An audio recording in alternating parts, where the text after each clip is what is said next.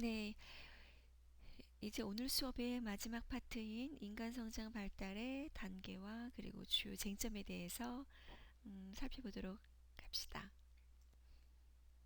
인간 성장 발달의 단계입니다. 그림에서 보시다시피 태어난 아기 그리고 학령기까지 그림이 있죠. 각 단계별로 그리고 그 이후의 단계에 대해서 알아보도록 하겠습니다. 성장 발달 단계는 여러 이론과 여러 학자마다 단계와 연령을 구분하는 게 다양합니다.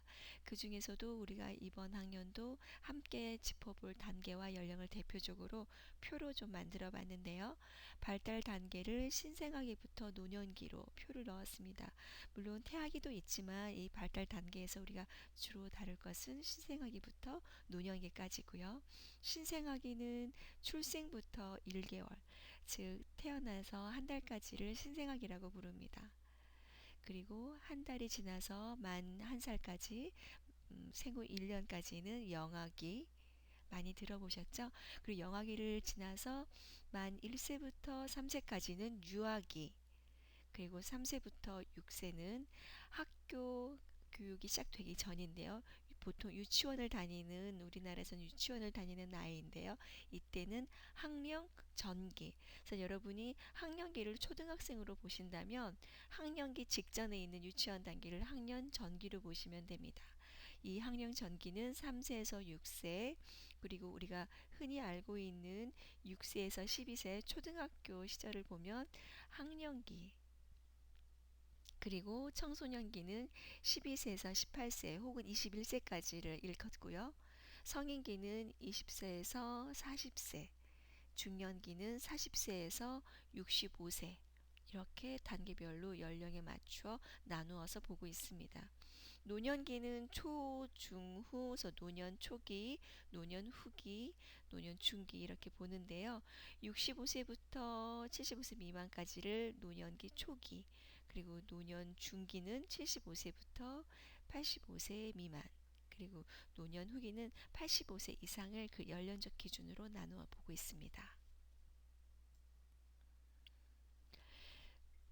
지금까지 살펴본 인간 성장 발달의 그 개념, 거기에선 우리가 성장이란 무엇인가, 그리고 발달이란 성숙이란 그리고 기타 여러 개념을 우리가 좀 짚어봤는데요. 그 이어서는 원리, 그리고 방향성이 있다, 연속성이 있다, 결정적 시기가 있다, 이런 것들을 좀 짚어봤고요. 그리고 이후에는 우리가 단계를 좀 알아보았습니다. 그렇다면 개념, 원리, 단계에 이어서 우리가 마지막으로 오늘 이 시간에 좀 짚어볼 부분은, 그럼 인간 성장 발달의 이 모든 부분이 앞에서 말한 개념과 원리 단계로 단순히 말해질 수 있는 것인가, 단순히 논해질 수 있는 것인가, 그 부분에 대해서 좀 어, 마지막으로 살펴보도록 할까 합니다. 여러 가지 쟁점이 있습니다. 인간 성장 발달의 관점에서 보면은요. 인간 성장 발달의 쟁점의 그 첫 번째는 타고난 것이냐 아니면 길러진 것이냐입니다. 타고남이라는 것의 주요 쟁점에 주안점을 두고 있는 학자와 학설을 보면 생물학적으로 주어진 유전성이 아주 크게 부각되어 있는 것이고요. 길러진다, 소위 말해서 후천적이다 하는 것은 성장 발달에 광범위하고 포괄적인 영향을 미치는 환경적인 측면에서 강조되고 있는 부분입니다.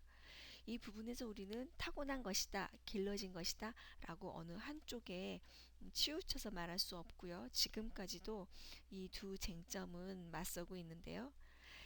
인간 성장 발달에서 가장 오래된 쟁점 중에 하나라고 볼 수 있습니다. 즉 타고남 네이처와 길러짐 너처 중에서 타고남인 그 네이처 경우에는 생물학적으로 주어진 유전성을 의미하는 것으로, 예를 들자면 우리 인종으로 봤을 때는 황인종은 백인종에 비해 비교적 키가 크죠. 키가 작죠. 그리고 한국인 신생아의 크기는 미국인 신생아의 평균 크기보다 좀 작은 경향이 있고요. 또 아동의 신체적 특징은 두 부모의 양쪽 부모의 신체적 특징과 비슷하게 반영이 되고 다운 증후군 같은 유전적 질환 외모와 인지 발달에 또 영향을 미치기도 합니다. 이런 것이 타고난 것에 대한 쟁점적 의미라면, 반면 길러진다는 것은 그 성장 발달에 광범위하고 포괄적인 영향을 미치는 환경을 의미합니다.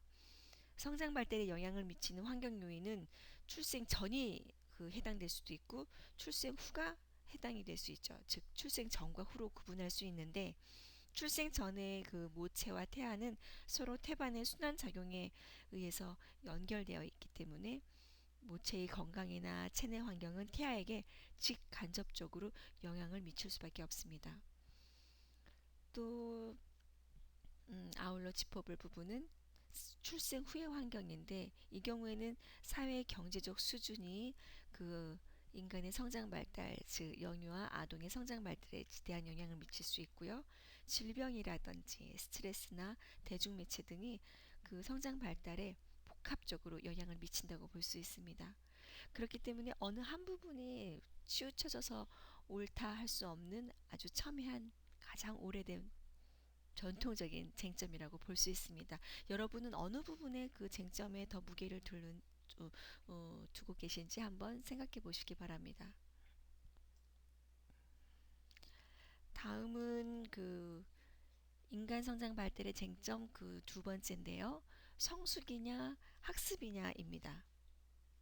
즉 유전적 요인에 의해서 그 발달적 변화들이 통제되는 생물학적 과정을 우리가 성숙이라고 본다면 우리가 학습에서는 직접 또는 간접 경험의 산물 그것으로서 우리가 성장 발달을 한다는 그런 쟁점인데요.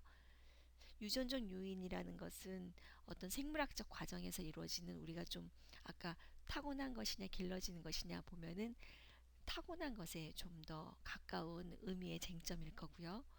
학습은 길러짐과 타고남에서 넣죠. 길러지는 부분, 즉 직간접 경험의 산물을 통해서 우리가 성장하고 발달하는 것을 의미한다고 볼 수 있습니다. 그래서 이 부분도 성숙인 것이냐 아니다 학습에 의한 것이다. 이 두 쟁점을 두고 여러분은 어느 쪽에 더 의미를 두시고 본인의 의견을 가지고 계신지 한번 이 시간을 통해서 생각을 해보시면 좋을 것 같습니다. 네, 또 다른 쟁점은 상호작용론과 성숙론 그리고 환경론이 있습니다. 앞에서 다루어진 여러 개념이라든지 원리 등을 통해서 조금은 익숙해진 용어일 텐데요. 상호작용론적인 쟁점은 유전과 환경의 상호작용을 통해서 인간은 성장 발달한다. 그렇게 보는 거고요.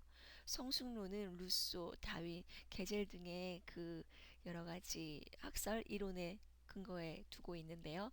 인간의 발달이 유전에 의해서 결정되는 것이다. 즉 타고난 것이다에 천착되어 있는 쟁점입니다. 루소의 미래라든지 다윈의 종의기원, 계절의 기준적 접근 등이 본 성숙론을 뒷받침하고 있다고 볼 수가 있겠습니다. 또 다른 부분은 환경론적인 관점인데요. 발달 변화는 학습과 훈련 경험, 즉 직간접적 경험의 산물, 결과에 의한 것이다 라고 보는 것입니다. 이 세 가지 이론은 어느 한 이론을 가지고 여러 가지 이치를 따지거나 본인이 관찰되어 있는 학자마다 관찰하고 있는 쟁점의 상황들을 논할 수 있는 하나의 이론으로 차용되어 오고 있는데요. 여러분 이 부분 또한 어느 이론, 어느 부분에서 여러분의 견해가 더 다가가는지 오늘 수업을 받은 이후로는 나는 성숙론이다, 환경론이다, 상호작용론이다, 아니다 이 이론조차도 상호 보완해서 복합적으로 적용되는 것이다 등의 여러 가지 견해를 좀 여러분이 좀 심도 있게 고찰해 보시면 좋은 시간이 될 듯 싶습니다.